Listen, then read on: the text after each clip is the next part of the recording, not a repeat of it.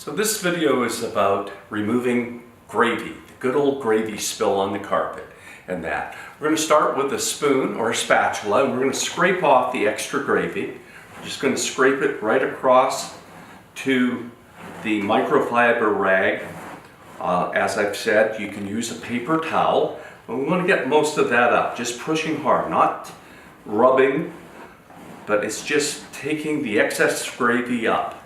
Then we're going to take our spotter and we're going to start with the detergent solution, and we're going to mist or spray a little of that detergent solution over the area that the spill was on, and we're going to take a microfiber rag and we're just going to twist blot it. We're not going to scrub it.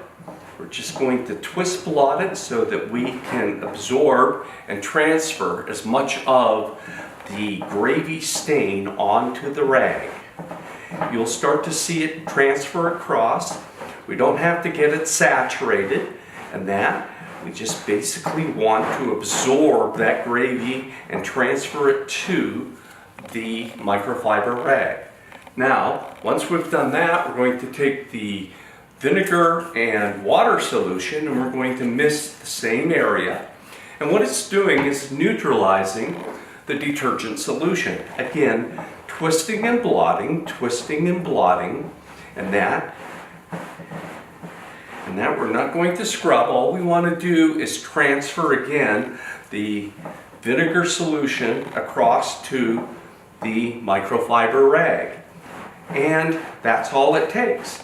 It's all out. You can let it dry, or if you need to have it dry faster, you could take a hair dryer and you could blow dry the thing.